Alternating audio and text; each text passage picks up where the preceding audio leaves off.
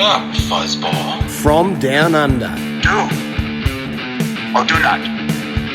There is no try. G'day, mate. How you going?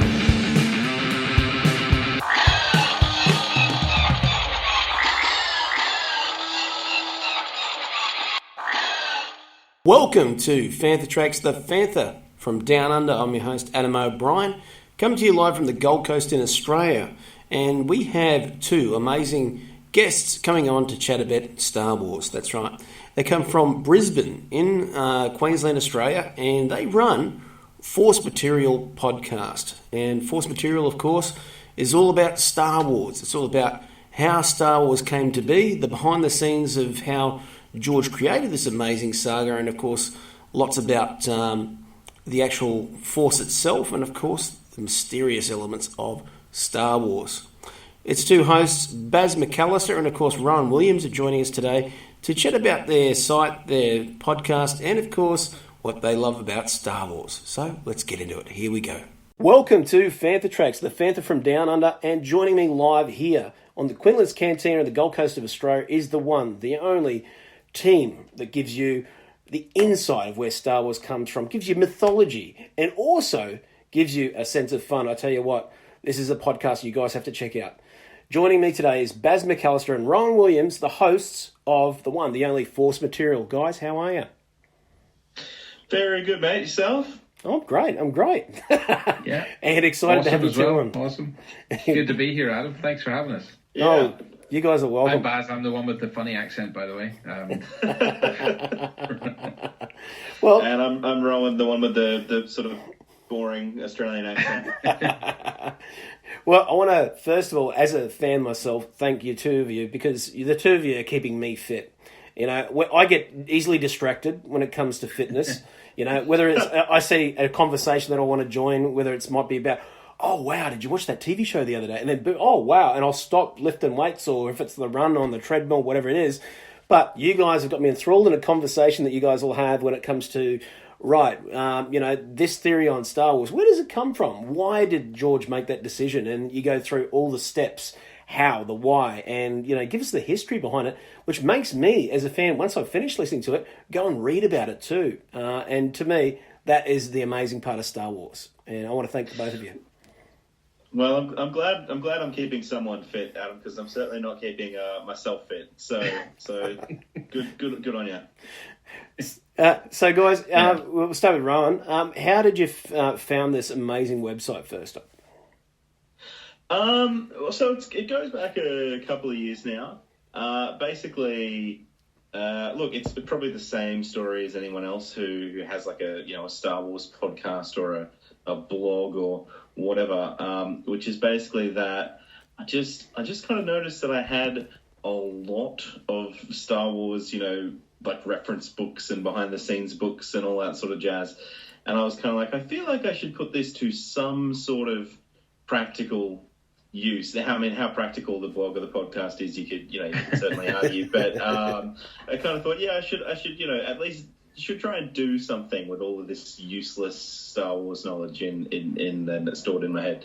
So, and particularly, like, I've always been sort of interested in, the way that, like, going back to George Lucas and the newer guys who are creating the Star Wars content, have always sort of left very kind of deliberate breadcrumbs in the sense that, like, Star Wars has always been a bit of a vessel for finding out about older media, like older, films, etc., that people might not have known about otherwise. So, I guess the main sort of thrust of the podcast was getting into all the various sort of old films that have influenced Star Wars, and then maybe, occasionally sort of having a look at, maybe how those films could influence Star Wars in the future, or like, so for example, when Rian Johnson was working on The Last Jedi, he well in advance of the film's release, he sort of released a list of like the films that had influenced The Last Jedi.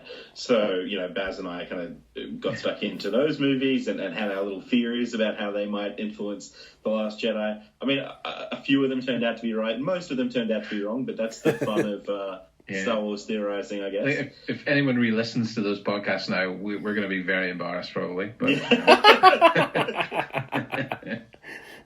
But I think that's half the interesting part of Star Wars itself, is that we can look at where stories could go. Because mythology, there's so many different parts of mythology, but Joseph Campbell distilled it down to its essence. And I think that's what George really took away, don't you think? Yeah, for sure. I mean, Baz, you've done a bit of research into Joseph Campbell as well. I mean, that's something you're particularly interested in, isn't it? Yeah, definitely. I find it amazing that George and Joseph Campbell were friends.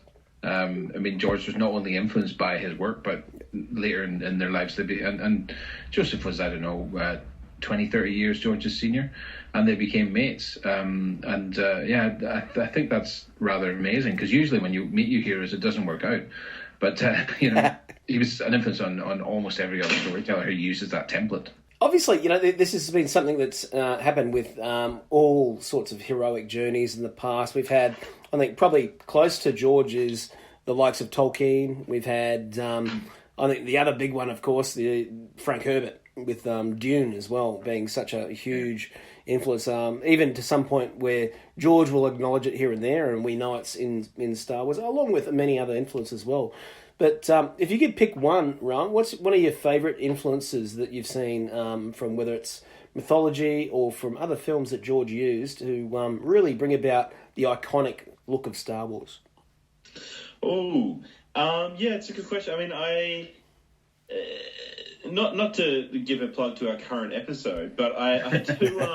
I am a big fan of any time George works, or Ryan or JJ as well works a Akira Kurosawa reference into Star Wars, because I love those movies just in and of themselves. I love pretty much any samurai movie, and just they're interesting in terms of like what they tell you about like the history and the culture of Japan as well, both in the kind of period when they were set and the period when Kurosawa was actually making them. So yeah, for me, and I think obviously that aesthetic is just really cool and kind of adds a lot to the. I mean, it's sort of impossible to imagine, even though obviously it's a sci-fi setting. It's so heavily based on those that samurai aesthetic as well. It's difficult to imagine the movies without that. Oh, definitely. Now, Baz, I want to get your thoughts here too. Going back to your early first glimpse of Star Wars, whether it was with the toys or with seeing the films, what was it that grasped you that said, "Hey, look, Star Wars is it. It is the fandom. It's what I want to see." What was it about Star Wars that captured your imagination? Well, the toys were a huge part of it. I still remember the first one I got, and when I got it and where I got it, and I remember picking it off the shelf in the shop. It was the C-3PO figure. I guess I just like shiny things. I was like a magpie as a kid. But yeah, so that was a huge part of it, I guess. But what drew me to the film, you know what? I can't describe it, and I think that's completely understandable in a way, because I think that George nailed something that's in our DNA. It just speaks to something about who we all are. It cuts through it cuts right down to the deepest part of your personality and says, this story. You know how this story starts. You know how this story ends. You're probably kind of on this story yourself in your own way. And that's kind of what appeals about it, really. I mean, the lasers and the spaceships and everything are great. But I think it's that makes it a lasting experience, because, there are plenty of films with lasers and spaceships out there that you'll watch once and go, yeah, that's enough. Yeah, but yeah, I keep coming back to Star Wars and its derivatives, because every little piece of Star Wars media, whether it's an expanded universe novel or comic book, they've all got something of that story in them. Oh, definitely. I think there's something about the nostalgia itself has a myth to it in some degrees. I mean, you look at, I've been searching online for myself a micro collection of Kenner. So those little battlements you can get, little figures that are around. And I remember getting one of those as a kid and thinking, well, I'm going to get the whole set. And my next door neighbour actually had the full Bespin set with the little, there was the Han Solo little carbonite thing, but you put him down, turn him around, then turn him into the actual carbonite. I'm like, wow, I have to have that. And so the thing is, there's a myth about that, because you're kind of like, well, what was that really to you? What was the nostalgia about that item? And I find that fascinating that we all go, and then you go to search on eBay and actually grab that item or whatever it is. It's not the one you had. It's not the one you played with. It's maybe somebody else's toy or whatever it is. Yeah. But how does that translate to the same nostalgia? So it's hard sometimes when you look at it. You think, is that the same? So there's a certain amount of recapturing the imagination of what we were as a fan at that stage too. So I find that interesting. I've been collecting figures since that point, since 1978. Well, it was 78 when Star Wars arrived in Northern Ireland and all the toys came out. So and I've come to see I've still got some of my original figures. You can probably see some of them behind me. Obviously the listeners can't, but you can. They're like artifacts, they're like talismans in my life. These figures I've had for 40 years, give or take a few. And when you think about them, they're little plastic figures, so they're kind of essentially made from dinosaur bones. So so like in a way, they're kind of like religious talismans or something. It's remarkable. I lost a Yoda in the garden when I was a kid and found him years later in the garden. So he's always been kind of a little special figure to me, kind of representative of losing something and finding it again. So they all have different associations like that. It's amazing. And Rohan, yourself too, like, what are some of the things that you enjoyed collecting through the years, going back to when you first got into Star Wars? Well, to be honest, I was never a huge collector of the toys, which I realize is probably heresy to a lot of your listeners and to our listeners as well. But I suppose the big thing for me early on was the books. So one of my sort of earliest memories of the franchise is being 5 or 6 years old and trying to collect all of the I don't know if anyone else remembers the Jedi Prince series of books. They were kind of it kind of set in the same time period as like the Zahn, like Out of the Empire trilogy, but they were written for kids and they had these Carl Kessel illustrations in them that were actually pretty cool. You look back on them now, I did the same thing as you, Adam, going and trying to track stuff down on eBay. I managed to find all the 6 books in the series, and they're not good. And I'm sure even as a kid, I don't know if I really thought that they were, great books per se. But I just remember kind of falling in love with with the characters and even some of there's characters in there that I don't think ever appeared anywhere else. Shout out to anyone who remembers Trioculus, the Emperor's fake 3-eyed son. So there was a real 3-eyed son, and then there was a fake 3-eyed son. So this guy didn't even really. He was like, no, I also have 3 eyes. I'm definitely the Emperor's son. It was a whole thing. So yeah, that's something that I'm nostalgic for, even though obviously, looking at it through adult eyes, maybe not the best use of the license. Oh, definitely. But that also gets our imagination going, and that's I think which draws me to material like the guy you guys put together on your website and in the podcasts.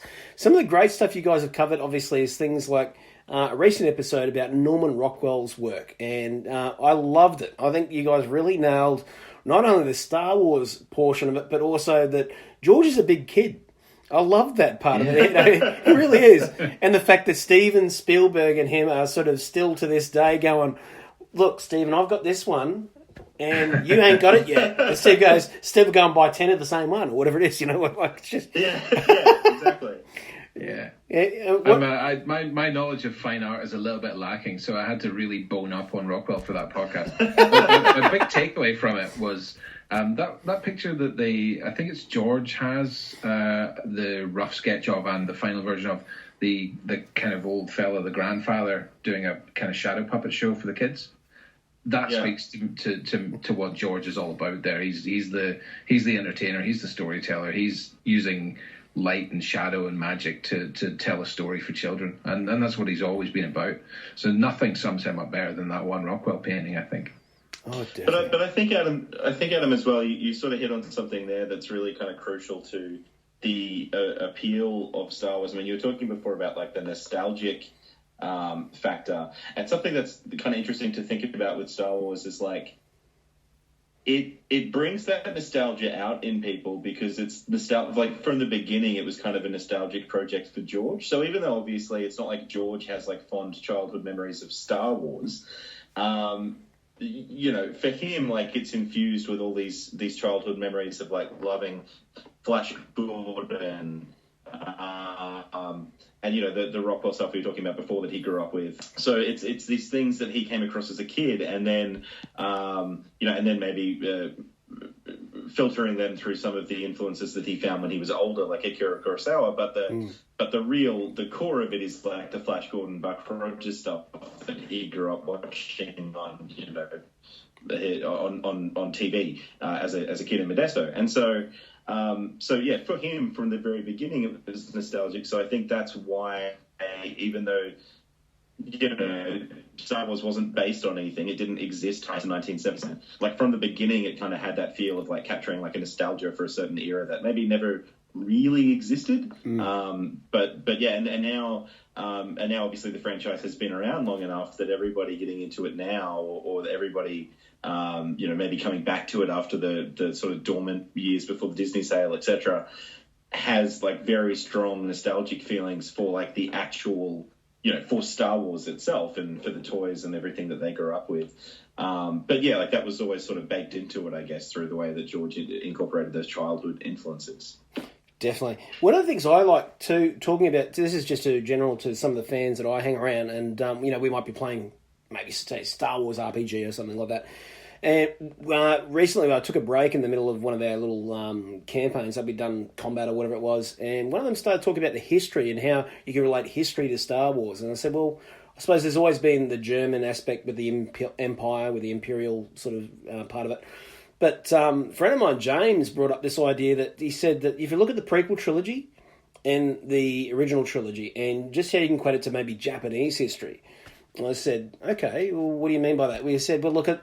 From obviously the Edo period is a peaceful art-based time where they've got time to actually go around and basically, you know, any duels that were going to happen were because it was, hey, we just need to refine our techniques and keep them up there, basically, because a lot of them were warrior poets. I mean, true Bushido, I suppose you could say.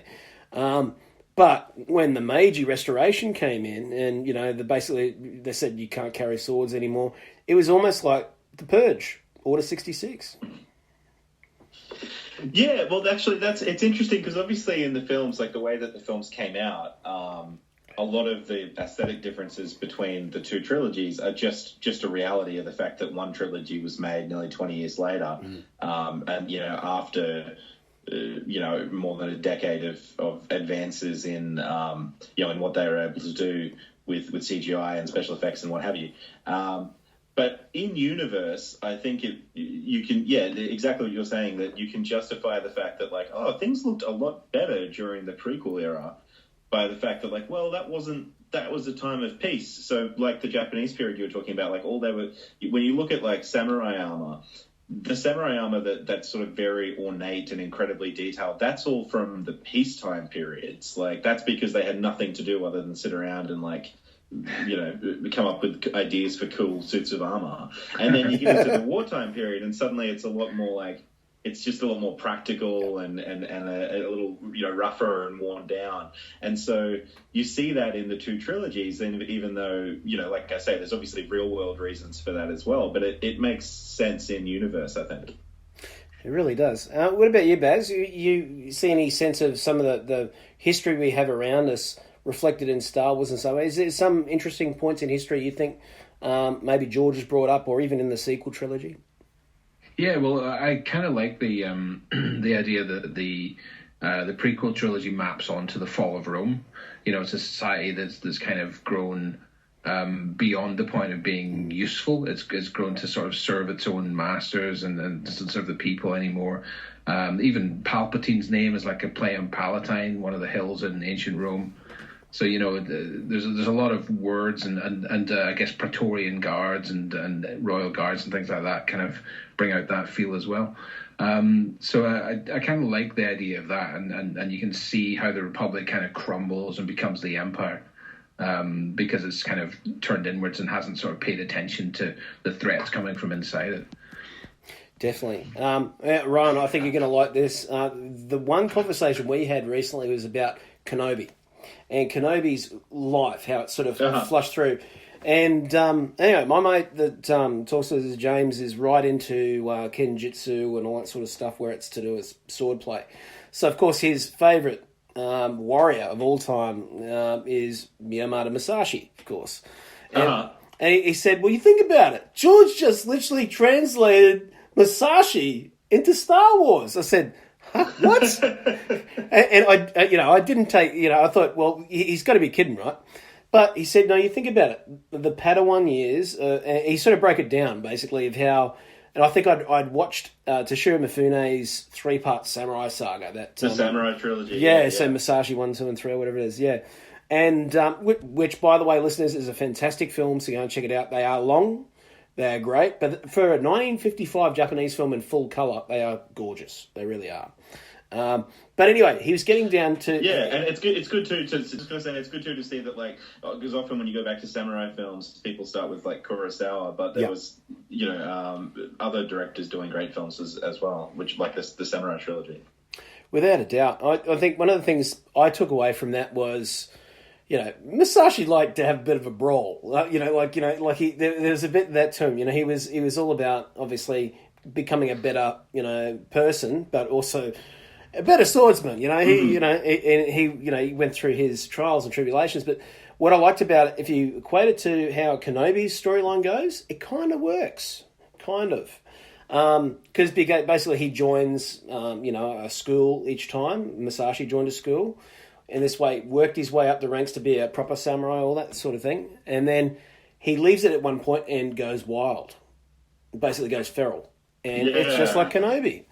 Because that's when he became basically, I suppose, what you call it, a Ronin almost. Went out in the wild, and actually, there's been a few movies. I remember the 70s. I can't remember what I watched. It must have been on SBS or something like that. But I remember watching a couple about him in his elder years. He's got the bushy white beard down here, the long hair all tied up, and he wasn't even using a sword. He was walking around with a wooden sword because he wanted a bit of a challenge. There's definitely.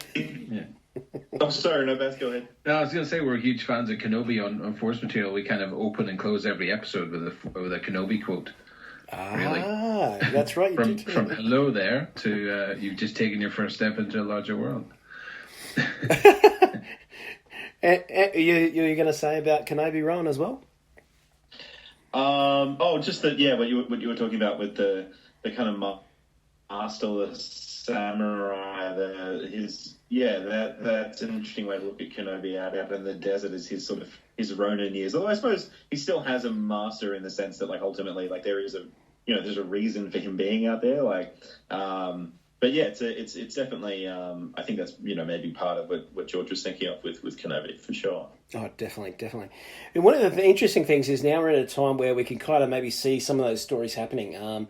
From what we can see from what Disney are doing, or in this case Lucasfilm, through them, is they might be putting a bit of a halt on the movies for a while after Episode 9, which probably is a good thing, so that they can concentrate on these.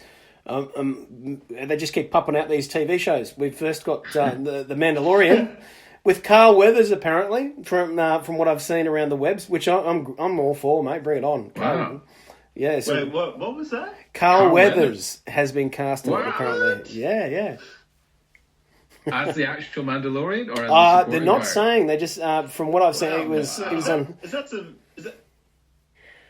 I don't know if it's confirmed yet, but that's the rumor that's going out. It started with, I think, Making Star Wars put that one out too. So they usually bang on the right. So bang on. You get some blue milk, you get a warm bread, you got a stew going. That's very good news, Carl Weathers. If that's real, that's fantastic. Definitely. Well, I thought the CIA had him pushing too many pencils.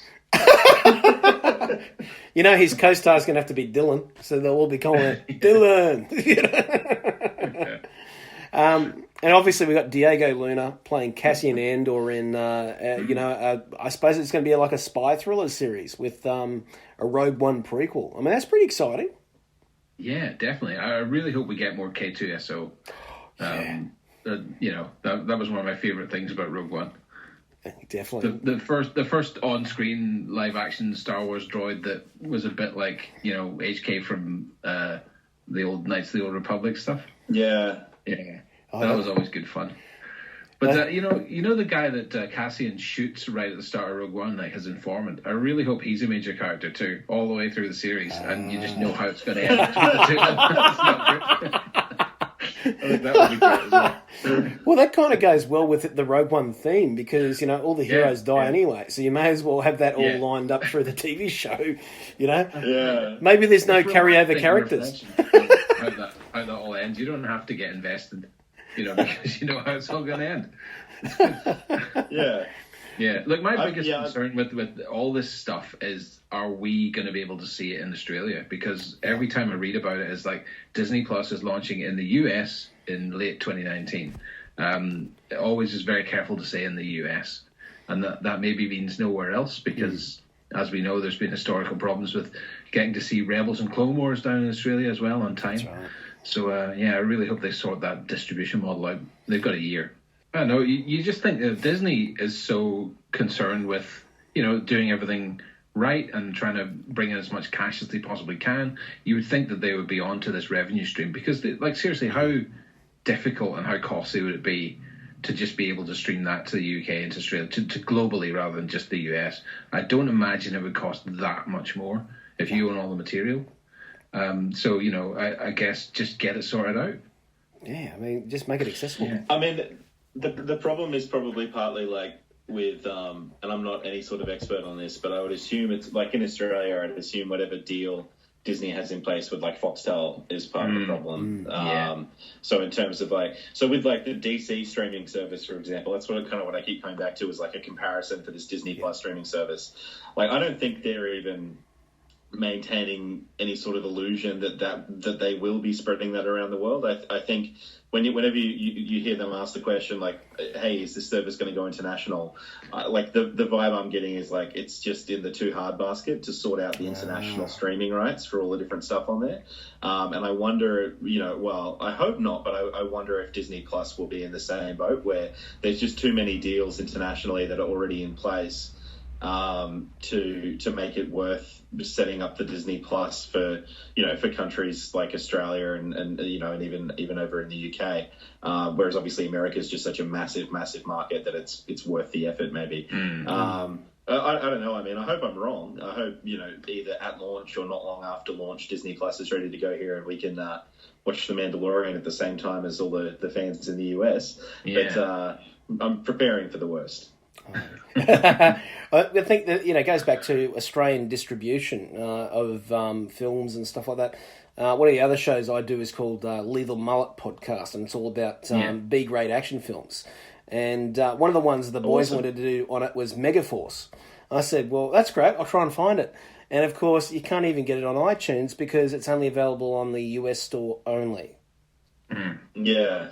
It's one of those little, again, that's probably the same sort of situation. There's probably either a company that was producing it has closed up, which some of them have, your Coralcos and all that sort of stuff, or it has literally not been bought up by whoever took on the majority of that company's productions. Yeah. Luckily there are ways of seeing stuff at the same time as the US, but I don't know. I prefer not to get into any of that. So yeah, hopefully we don't have to be criminals just to see The Mandalorian at the same time as everybody else. Yeah, it was like a couple of was that last year? I had never seen Ice Pirates before, the sci-fi film, and for years we've been trying to find it on VHS here in the Gold Coast, couldn't find it. DVD, couldn't find it. Blu-ray, couldn't find it. All of a sudden, Netflix. Yay! Yeah. Well, that's all we have time for here today on the show. And if you enjoyed the show with Baz and Rohan from Force Material, well, stay tuned because part 2 of that chat is going to be up in a couple of weeks' time as well as we delve more into Star Wars and all the fun of how Star Wars was created. If you enjoyed the show, make sure you check out Fantha Tracks Radio on iTunes and subscribe so you can also check out making tracks with Mark and Dave, also from Fantha Tracks. I'm your host, Adam O'Brien. We'll catch you next week on Fantha Tracks, the Fantha from Down Under.